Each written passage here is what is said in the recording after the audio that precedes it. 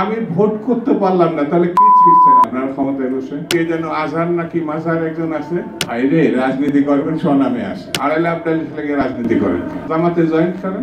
আপনাদের ঘাড়ে পা দিয়ে আমরা ক্ষমতায় আসি না। আপনাদের জন্মেরও অনেক আগে বিএনপি 3-4 বার ক্ষমতায় আসছে। টিভির নাকি তো বলেই আমরা ছাত্রলীগের মধ্যে ছিলাম। ধর্ম ব্যবসায়ীরা কিন্তু ধর্মভীরু নয়, ধার্মিক নয়।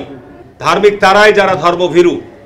অন্তর্বর্তীকালীন সরকারকে বলতে চাই যে নাটক বন্ধ করেন। আজকে বিএনপিকে কটাক্ষ করে, বিএনপিকে উদ্দেশ্য করে যারা বিভিন্ন ধরনের কথা বলতে চায়, আমি একটা কথা আপনাদেরকে স্মরণ করে দিতে চাই। আসসালামু আলাইকুম প্রিয় ভাই বোনেরা, কেমন আছেন সবাই? হঠাৎ করে মিজানুর রহমান আল আজহারীর প্রতি বিএনপির এত ক্ষোভ কেন? কি বলছেন বিএনপির নেতারা? আজকে শুনবো সেই কথা। একজন আছে বিএনপি নেতা দুদু, তিনি আজহারি মাঝারি কি সব বলছেন। মানে হঠাৎ করে মিজানুর রহমান আজহারী যখন দেশে আসলেন, দুটো প্রোগ্রাম করলো মাত্র। একটা হচ্ছে কক্সবাজারের পেকুয়া, আর একটা হচ্ছে যশোরের পোলের হাটে। এই দুইটা ওয়াজ মাহফিল করার ফলেই বিএনপি নেতাদের মনে হচ্ছে লেজে এখন আগুন ধরে গিয়েছে, পিছনে আগুন ধরে গিয়েছে। আরেকজন আছেন সংসদে, আগে বেশ কোরআন হাদিসের কথাটা বলতেন, মনে করতাম যে আল্লাহ ভীরু একজন মানুষ। তিনি বিএনপির একজন সংসদ সদস্য ছিলেন, হারুন। উনি হচ্ছে ধর্ম ব্যবসার সঙ্গে মদ ব্যবসায় তুলনা করছেন। মানে কি ভাই, এসব কি? মাত্র দুইটা ওয়াজ মাহফিল করার পরেই এইরকম সমালোচনা তার বিরুদ্ধে হচ্ছে। আমরা দেখেছিলাম যে এর আগেও কিন্তু এই ধরনের কথাবার্তার কারণে মিজানুর রহমান আল আজহারীর কিন্তু দেশ ছাড়তে হয়েছিল। কিন্তু এখন আবার নতুন করে কেন তিনি সমালোচনায় আসলেন? কেন তিনি বিএনপির এরকম, তারা এরকম কান্নাকাটি করছেন, মানে এরকম কথাগুলো বলছেন? চলুন আজকে আমরা সেই কথাগুলো শুনবো। প্রথমে আমরা বিএনপি নেতা দুদুর কথাগুলো শুনি, হ্যাঁ? আর মূল ভিডিওতে যাওয়ার আগে ছোট্ট একটা রিকোয়েস্ট, ভিডিওটি বেশি বেশি শেয়ার করবেন, আর চ্যানেলে নতুন হলে অবশ্যই চ্যানেলটা সাবস্ক্রাইব করবেন। চলুন আমরা দুদুর কথাগুলো শুনি। আমি ভোট করতে পারলাম না, তাহলে কি ছিড়ছেন আপনার ক্ষমতায় বসে? কে যেন আজহার নাকি মাজার একজন আছে, আইরে রাজনীতি করবেন স্বনামে আসে, আড়াইলে আপনার লেগে রাজনীতি করেন, জামাতে জয়েন করেন। আপনাদের ঘাড়ে পা দিয়ে আমরা ক্ষমতা আসি না। আপনাদের জন্মেরও অনেক আগে বিএনপি 3-4 বার ক্ষমতায় আসছে। টিভির নাকি তো বলেই আমরা ছাত্রলীগের মধ্যে ছিলাম। যদি অপরাধ করে থাকে ভারত তো করেনি, সেনাবাহিনী করেনি। আরে বাবা, কি মারাত্মক অভিযোগ না ভারতে? তার সঙ্গে কথা বলেন, আমার মাথা মাঝে মাঝে আওলা জাওলা হয়। আমি ভোট করতে পারলাম না, তাহলে কি ছিড়ছেন আপনার ক্ষমতায় বসে? একটা কথা বলতে পারেন না, আপনারা ভাত খাওয়াতে পারেন না দেশবাসীকে। আইন শৃঙ্খলা পরিস্থিতি যে কোনো সময় থেকে খারাপ। কেউ কেউ বলছে না আপনাদের গরুর দলকে নির্বাচিত মানে ক্ষমতায় বসানোর জন্য আমরা আসি না, কি ছিড়তে আসছেন? আপনাদের এইসব শিশু সুলভ কথাবার্তা বন্ধ করেন। আপনাদের ঘাড়ে পা দিয়ে আমরা ক্ষমতায় আসি না। আপনাদের জন্মেরও অনেক আগে বিএনপি 3-4 বার ক্ষমতায় আসছে। আপনাদের জন্মের আগে, আপনারা যখন শিশু 15 বছর বয়স, তখন আন্দোলন শুরু করেছিলাম আমরা। এই সময় 15 বছরের পরে এসে 1 মাসে কি লাফালাফি করলেন? সবাই তো নাম বাদ দিয়ে আপনাদের ছাত্রদলে গেছিল, বৈষম্য বিরোধী ছাত্র আন্দোলন গেছিল না? ছাত্র দলও নাম নেয় না, ছাত্রলীগের নাম নেয় না। টিভির নাকি তো বলেই আমরা ছাত্রলীগের মধ্যে ছিলাম, বলে না ছাত্রলীগের মধ্যে ছিলাম। তার মানে ছাত্রলীগ যাকে পিটাইছে সেই তো শিবির পিটাইছে, শিবিরই পিটাইছে না? আরে ভাই, আপনারা এত ভয় পাচ্ছেন কেন? এত বড় একটা গণ অভ্যুত্থান করেছেন, বিপ্লব করেছেন, দেশবাসী তো আপনাদেরকে চিনে, আপনাদেরকে ভোট দেবে না, এটা আপনারা কেন এই ধরনের সন্দেহ করছেন? ইলেকশন দিলে তো আপনাদের জিতার কথা। 90 গণ অভ্যুত্থানের পর তো বিএনপি জিতেছে, ছাত্র দলের সরাসরি নেতৃত্বে তখন গণ অভ্যুত্থানে। আপনাদের নেতৃত্বে যদি গণ অভ্যুত্থান হয়, তা আপনারা তো একটা রাজনৈতিক দল গঠন করার চেষ্টা করছেন না? তাহলে ইলেকশন দিবেন না কেন? বিএনপি নাকি চাঁদাবাজি করে, বিএনপি নাকি দখলবাজি করে, বিএনপি নাকি ওই যে কে যেন আজহার নাকি মাজার একজন আছে, আগে ওরা খাইছে এখন এরা খেতেছে না, কি বলছে না? আইরে রাজনীতি করবেন স্বনামে আসে, আড়াইলে আপনার লেগে রাজনীতি করেন, জামাতে জয়েন করেন, আপত্তি নেই তো। অন্য একটা দলে জয়েন করেন।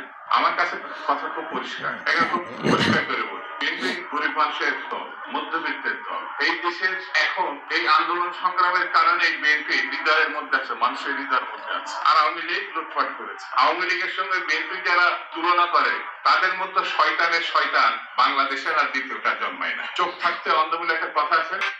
এখন কথা হচ্ছে যে আওয়ামী লীগ সরকার যখন ক্ষমতায় ছিল 15-16 বছর, তখন বিএনপি কি ছিটছে?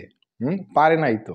তো এখন আবারও যদি আওয়ামী লীগ আসে, কথার কথা এটা একটা কথার কথা। যদি আওয়ামী লীগ আবারও আসে এবং আবারও যদি সেরকম নির্বাচন হয়, তাহলে তো বিএনপির চান্স নাই সেখানে যাওয়ার। আওয়ামী লীগের সাথে যাওয়ার বিএনপির কিন্তু চান্স নাই। তাহলে এই যে কথাগুলো মানে একজন বক্তা ওয়াজ মাহফিলে তিনি বলতেই পারেন, আর কথা তো সত্য। এক দল খেয়ে গিয়েছে, এখন আর এক দল নতুন করে খাওয়ার সুযোগে আছে। কথা তো বাস্তব, এটা হয়ে আসছে।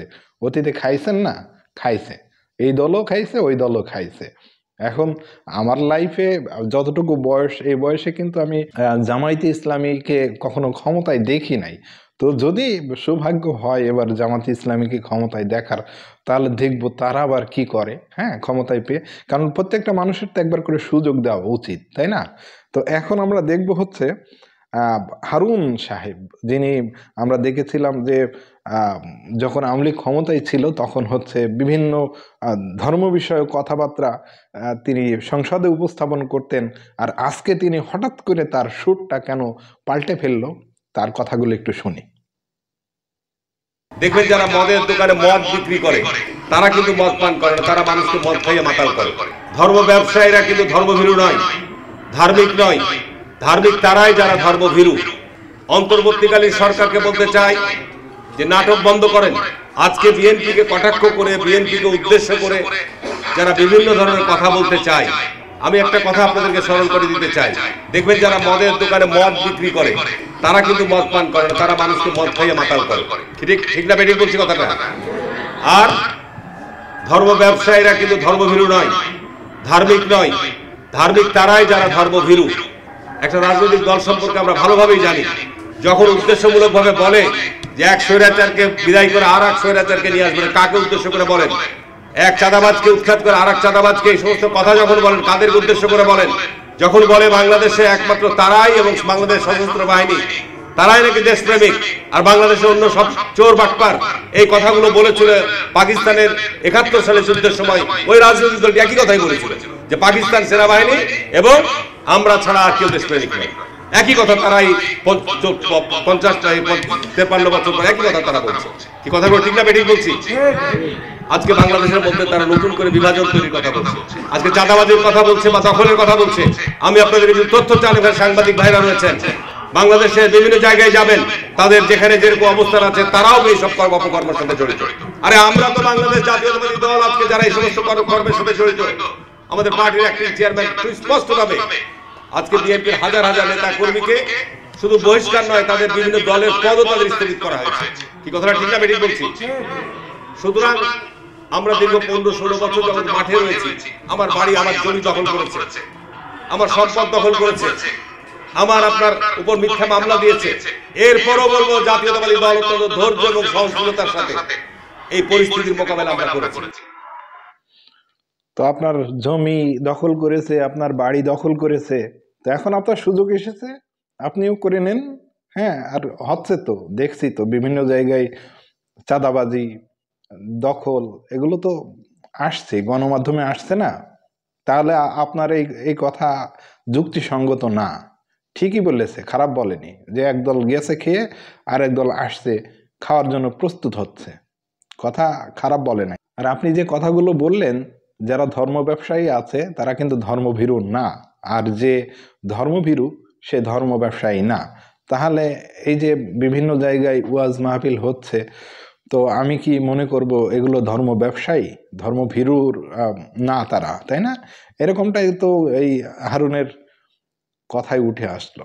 তো প্রিয় ভাই বোনেরা, আপনারা আপনাদের মতামতটা কমেন্ট বক্সে কমেন্ট করে জানিয়ে যাবেন। শুনলেন তো, দুইজনের কথাই শুনলেন। এখন আপনারা বলেন। আমার তো মনে হচ্ছে যে এবার একটা সুযোগ দেওয়া যেতে পারে বাংলাদেশ জামাতি ইসলামীকে, কারণ আমরা দেখতে চাই তারা ক্ষমতায় এসে কি আবার করে। যাই হোক, ভিডিওটা বড় করব না, শেষ করব। ভিডিওটা বেশি বেশি শেয়ার করবেন, আর নতুন হলে চ্যানেলটি সাবস্ক্রাইব করতে ভুলবেন না। সবাই ভালো থাকবেন। আসসালামু আলাইকুম।